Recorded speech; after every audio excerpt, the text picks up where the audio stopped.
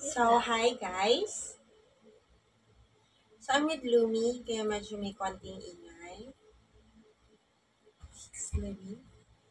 With my past or previous vlog about my current condition, I have to share something with you para na lang din sa information ninyo.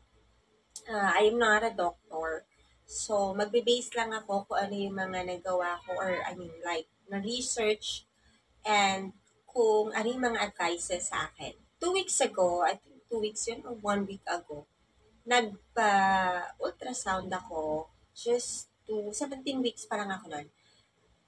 Parang ang gusto ko lang is to give the ultrasound as a gift. Tinry kong kausapin yung ultrasound near us kung what is the best um, weeks para malaman kung ano yung gender.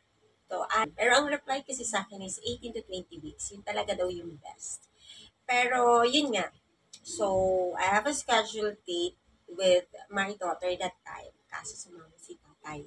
So, I have no choice. Pero, sabihin sa kanya na I have a schedule for ultrasound. We're both excited, to be honest. And, yon nung nag-ultrasound na, syempre, yun sabi ko sa inyo, hindi pa masyado makita bukod sa napakalikot niya. Hindi ko alam kung anong ginawa ko, ba't ang likot-likot niya. Pero, yun, as in talaga nakikita namin sa ultrasound kung paano niya hinahide yung face niya, yung paa niya, and everything.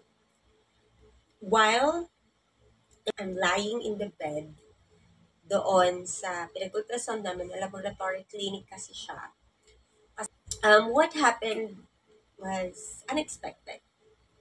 Diba? With my previous weeks, aside from being stressed sa mga nangyayari,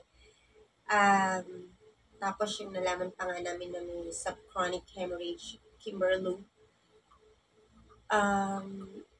Hindi naman ako pinag-worry ng OB ko doon. Basta ang sabi niya lang, i-monitor ninyo ang pag-bleed, kung may bleeding, emergency kagad yun. Pananakit ng balakang and puson. So medyo nakaka-confuse lang. Ito na ba yung sakit ng balakang yung sinasabi niya? Anong level ng pain ba dapat para tumakbo ka na? And also sa puson, kasi nga, pag nagpupups ako, hindi ko na maintindihan kung puson ba o tiyan. So what really happened, kasi during nga nung nakahiga ako doon, habang hinahanap na yung gender, bigla niyang nakita na yay, mami, placenta previa ka pala. So, knowledge to nung clinic na yun. And then I said, familiar siya sa akin. As in, nag-ting sa tenga ko. Ibig sabihin noon, nabasa ko siya somewhere. Sure kung doon ba sa apps ng pregnancy, or nababasa ko siya, or narinig ko siya sa mga na-attendan ko seminar before for pregnant. Ano po yun? Yung talaga yun. As in, may video at narinig yung sinabi ko na, ano po yun? Tapos, she answered, ibig sabihin po, yung inunan niyo po nakabara sa cervix. And then, I was like, ano ngayon? Kasi hindi ako magaling sa medical terms. So, ay kung ganyan. Though, this is my 3rd pregnancy. Siguro kung ang sasabihin mo sa akin, heart problem, baka sakaling may idea ko. Kasi yun yung unang naging concern ko with Ate Liana. And then, yung bleeding ko with Lumi. Yung mga yan. Siguro kahit papaano, magigets ko. Pero gamitan niya ako ng term na hindi talaga ako sure kung ano yun. So, ang sinabi niya, yun nga, yung inunan ko daw nakabara sa cervix ko. Nakadikit. Yun ang term niya talaga, nakadikit. Parang hindi ko alam ako. Okay. Thank you for informing me. Hindi ko alam yung consequences. Wala ko idea. And then, hinintay namin yung result. So, while waiting, saglit lang siya. Mabilis lang kasi talaga yung laboratory. Sige, dahil niya yung expertise nila. What are you doing? And then, yun nga, nung binigay na sa amin yung papel, ipapakita ko po dito kasi pinicture ko naman. Nakalagay po dito sa papel na ito, Placenta Previa Totalis. Previa? Paano man nabasa? Totalis. And, hindi ko siya gets. Ano ibig sabihin ng total? Kasi total is sum. Yung mga ganun na nasa isip ko, kung Excel formula yan, gets ko. And kasi nga, computer science ako. Though medyo nagiging familiar lang ako dahil sa mga past experience, pero hindi lagi naaalala ko. So, moving on sa bahay. Pagkatid naman, nag-share ako inuna ko si motherhood. Nakita ko sa taas kasi lagi silang kayo na ewan ba. Sa baba si daddy, nasa taas niya. Nag-share lang ako, mami. Bawal daw akong pagod, magbuhat. Yun kasi, during laboratory, sinasabi sa akin ng sonologist, bawal magbuhat. Kinausap din si tatay, bawal ng sex, bawal matagtag, bawal everything. So, parang while, alam mo yung excited, pero yung paglabas ko pala sa clinic, nakangiti ako all throughout. Kasi sobrang masaya ako na after nung subchronic hemorrhage ko, nung nagpa-transv ako.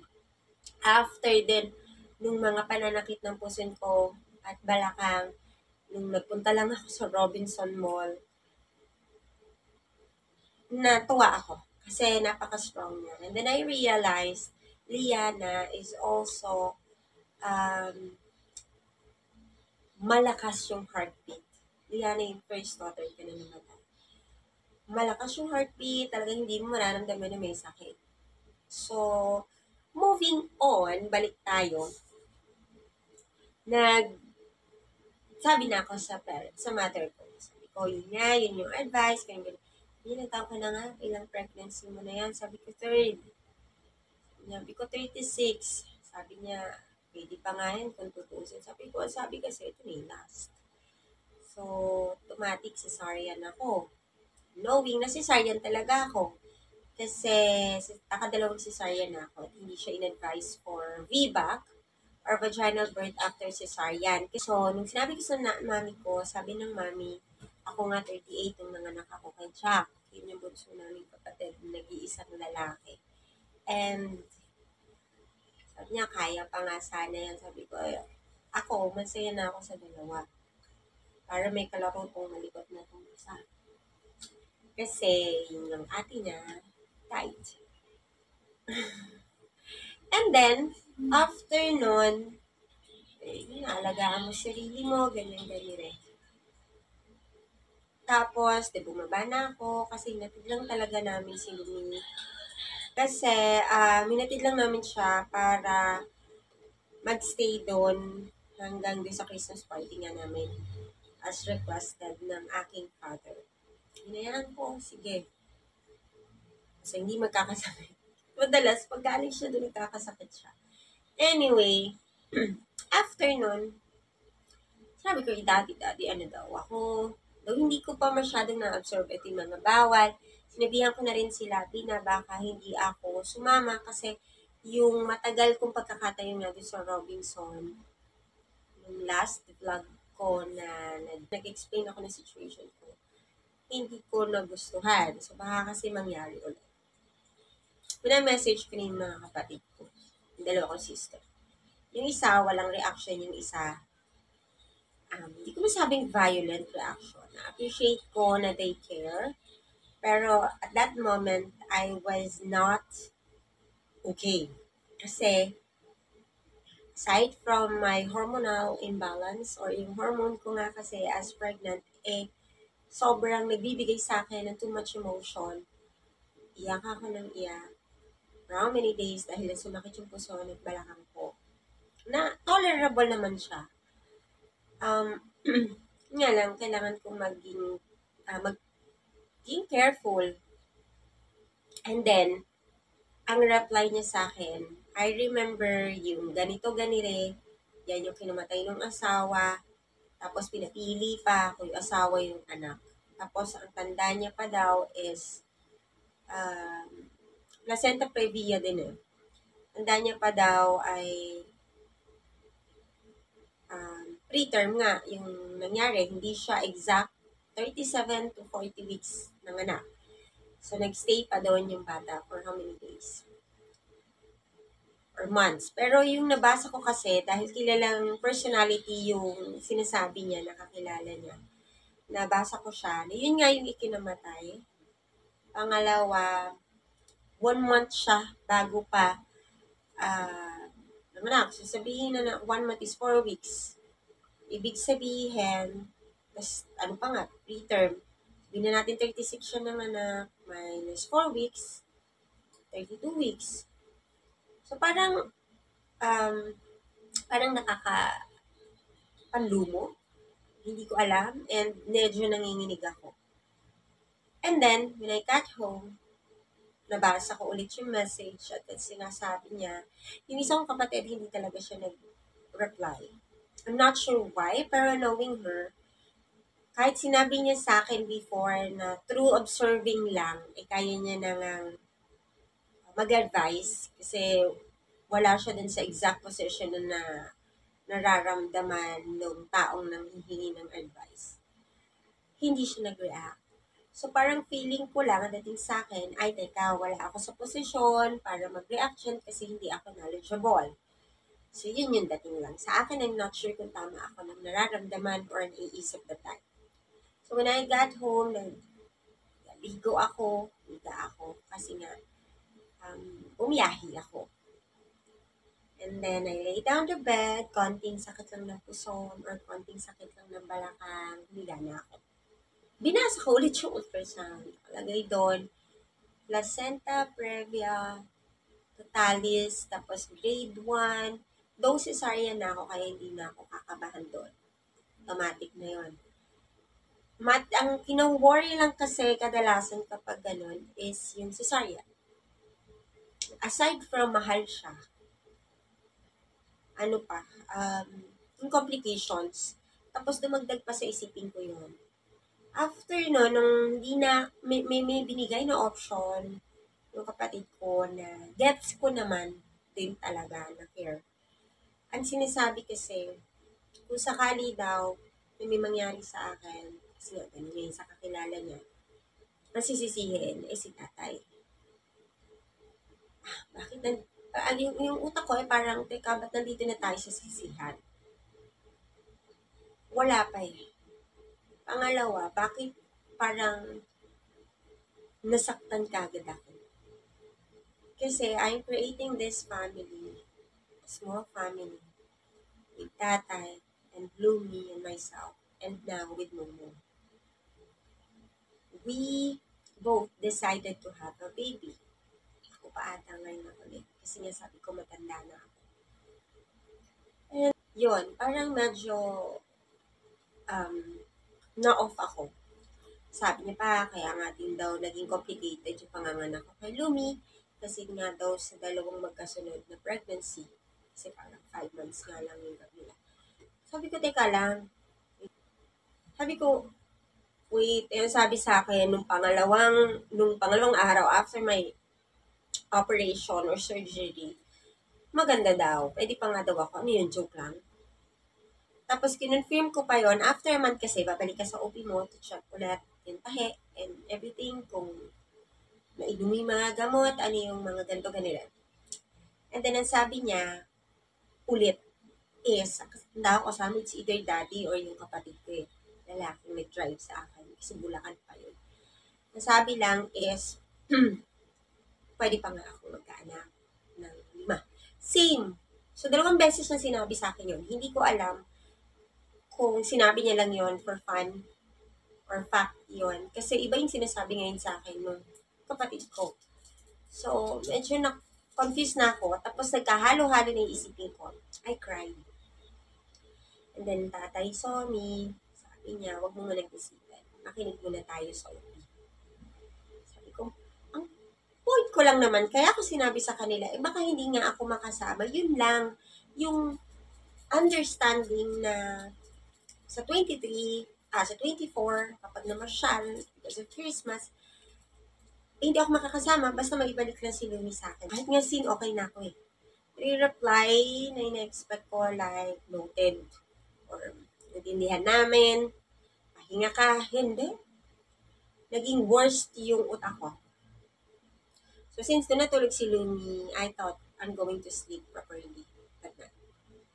Hindi. Nagising ako in the middle of the night because of nightmare kasi hindi ko kasama yung anak ko. Siya yung napanaginipan ko. Also, pumasok na sa isip ko yung mga naghanap the day before. Yung mga sinabi, mga warnings. Kasi meron pang chat sa akin na nakaka-worry talaga. Na habang hindi pa naman daw ganun, naka-apektuhan yung health and body ko, ipa ko na daw. I was like, teka lang. Kahit si tatay tinanong ko, ikaw tatay, paano pag pinapili ka? Ako o yung bata pipili? Sagot niya sa akin, ikaw, anong sagot mo? Akala ko pipiliin. Sabi ko, tandaan mo, sa kahit anong sitwasyon, yung mga matitinong nanay lang ha. Hindi ko nila lahat. Kasi hindi talaga lahat, lalo yung mga nakapag-addict. Kung siya ang papipiliin mo, pipili ng nanay, ay yung anak. Walang nanay ang pipili para sa nila. Though before pa, kasi sa mga dami ng pinapanood namin, parang napag-uusapan na namin yun, hindi pa is parang ang sinasabi niya pa nga, ikaw ang pipiliin ko lagi. Kasi, kailangan ka ni Lumi.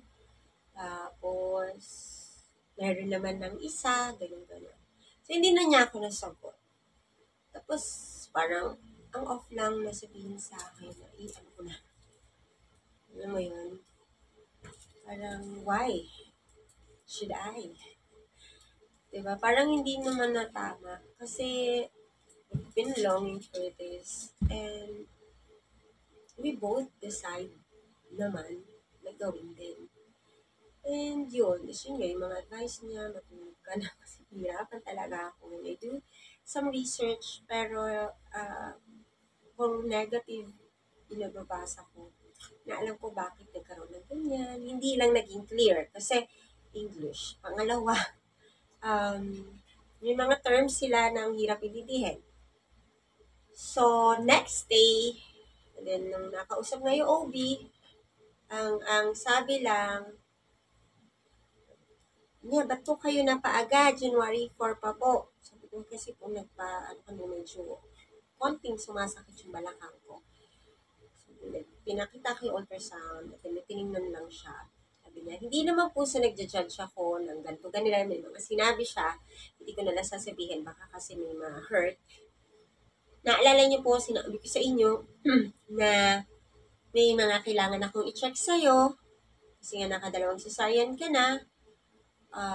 Possible vaginal birth and kung possible kung ano man yung makita. Kaya sabi ko, during cast natin siya gagawin. Kasi ginagawa 24 or 24 weeks hanggang 27 lang ata. And then, ang sabi niya pa is, wag po kayong mag-worry, mami. Ang dami naman naming ganyang case and okay naman lahat sila. Okay, nakakagaan. Check natin, mami, yung heartbeat ni baby. Pinahiga ako dun sa higaan. Ulit, meron siyang fetal Doppler. Pilis siyang, pag ganyan niya, na-detect kagad. Unlike kasi kilihan na talagang nahirapan silang i-search. Yung kagad, rinig mo talaga. Dugdug, dugdug, dugdug, dugdug. Bilis. And ayun, mukhang healthy naman si baby. Sabi niya pang gano'n, huwag kayong mag-worry. Always pray lang. O, tingin ako ganyan. Kasi nakahiga ako, no? Tingin ako ganyan kay tatay. Sabi ko, okay. Gumulo siya sa isip ko. Kasi na-explain. Tinanong ko pala muna. Sabi ko, may dapat po ba akong gawin? Ang sabi niya kasi, meron siyang parang dun sa pader niya. May poster ba yun? Ito yung cervix ng babae, andito yung bata, na ganito, ganire. So, kapag daw nakabara nga doon, may mga chances pa daw dahil ilang weeks pa lang na pag umayos or lumuwag si uterus, possible pa na umikot yung inunan. Yun nga. So, yung cervix, natabunan niya nung placenta ko o yung inunan. Though, wala naman akong dapat i-worry daw kasi nga, cesarean na ako automatic. Yun yung madalas na kinaka-worry. Ang mga nasa isip ko kasi is yung preterm, hindi ko na kinuwento ng kapatid. Tinanong ko na lang, may way po ba para mapaikot yon? Sabi niya, actually, wala. Kasi mga iniisip ko, maglalagay akong unan, maglalagay akong tatumbling ako, tataas kita. I'm not sure if it's right. Pero wala daw. And then, ito naman si tatay, ang sabi naman niya is, paano po ba, gusto niya lang makuha. Kasi parang, he is starting to blame himself. Dahil nga din siguro sa mga messages ng kapatid ko. So, parang ang sabi niya, saan po ba nakukuha yun? Bakit nagkaroon ng ganun? At bakit nangyari yun? Ang sabi nito, actually, wala naman sa kinain nyo or sa ginawa ninyo.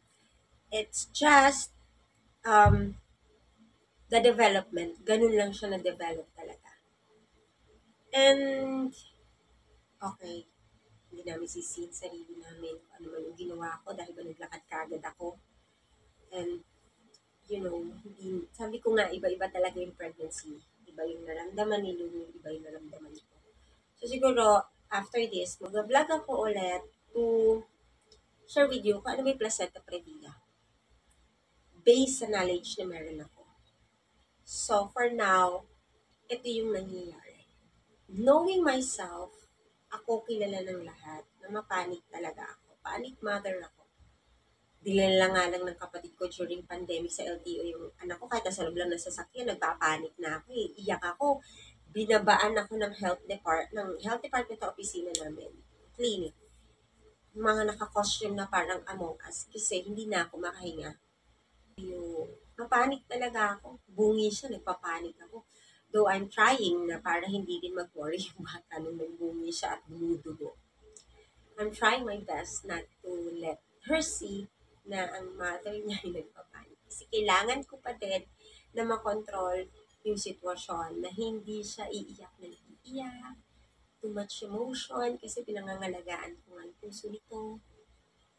So, iniiwasan ko. Ang dami ko rin iniiwasan at na-improve ko naman as the day goes by. So, yung takeaway ko dito sa share ko sa inyo is, nasabi ko rin kay tatay before, I will not share anymore about what happened to me or kung ano man with my siblings. Siguro mali lang na nag-expect ako, yun nga, mali talaga, na nag-expect ako sa kanila because I thought yung care na marireceive ko is, pahinga ka, sabi nung ano, kakilala ko, ganito, ganire, or we understand kung hindi ka makakasama, intindihan namin, alagaan mo yung sarili mo. And before kasi ganun kami, nakaka-receive ako ng ganun comfortable words from them na talaga, hindi ko mararamdaman yung pressure. Kasi mahirap ma-stress during pregnancy kasi nararamdaman talaga ng bata. I believe in that saying or kung fact man siya, hindi ko na lang din maalala. Pero naniniwala ako na kung ano nararamdaman ko, nararamdaman niya. And yung naramdaman ko sa kanila, I don't like that baby. So parang, teka lang. If you don't like this, at ang gusto nyo lang is hindi. Obviously. Hindi nyo rin ako gusto. So, I don't think na makaka-receive ako ng mga positive words from them. Mas, nagulat pa ako kasi mas narinig ko pa siya sa mother. And we're not that close like kung gaano sila ka-close ng mga kapatid ko. Hindi kami super close. Kasi sa amin nga, ako lang yung kinasal at the age of 28. So, parang ang talagang mas pag-share sa akin ay yung parent ko, si mami. Yun nga lang, kasi noong panahon nila yung technology ay iba. So, hindi pa gano'n ka-clear, hindi pa gano'n kaganda yung technology para makita ka ng gender, para makita ko ano ba yung mga problema, kung nga wala pang congenital anomaly scan. So, yon. So, ang 24, currently ngayon, itong December 28, ako ay nasa 18 weeks ng aking pagbubuntis and 3 days pa. Yon, 3 days or 2 days or 4. So, I am not doing anything at home. Kasi yun yung naging usapan. Gustuhin ko man, kapag binakita ako, hindi ko gusto. Gustuhin ko man. I am trying my best not to. Kasi sabi nga ng mami, no, paalam kasi si tatay, that time na hinatid si Lulu. Akat siya, yun nga po yung nangyari kay Olileng, ito daw po yung bawal, ganyan. Sabi naman, si Olileng pa, mapagbabawalan mo ba yan na hindi kumilos? Yung makita nga niya, kikilos at kikilos. Kasi I was known na tamad talaga. Nasa bahay kami, hindi mo ako mapagbubugas, mapag-minuto, lalaba. Hindi mo ako, well, based sa pagkakakilala ko sa sarili ko, hindi ko lang gagawin yung isang bagay kapag inutos mo. Kusa akong gagawin, hindi mo kailangan iutos. Pag inutos mo, parang tamad na akong gawin. Ayoko nung utusan. Anyway, so yun. I think, doon buti nga, nagulat ako na nakikita ng mami na gano'n ako. Kasi before talaga ang thinking sa akin ng mga tao is the lazy one. Na cellphone, computer, TV, ganun lang. Pero natuwa ako. Kasi siguro nakita nila nung pregnant ako dito sa pangalawa. Na ultimo, pag naglinis ako, kasi tiles sila. At dumating sila sa bahay, oh, ang galing na sapatos, bago madumi. Ganun ako kahigpit. At ganun ako kalinis. Hanggat maaari walang lamok. Kasi talaga yung ayoko. Nakagatin niya ako. Any insect. So, sa next vlog ko, explain ko yung placenta previa according dun sa sinabi. Plus, kung ano yung mga na-research ko at kung ano yung mga plans ko in the future. So, I hope makapag-share ako ulit sa inyo. Kahit konti lang yung viewers ko, makakatulong din po ito sa inyo. Someday, and sana makapag-subscribe po kayo at ma-share niyo din ito sa mga taong kakilala ninyo. So, watch for part 2. Bye!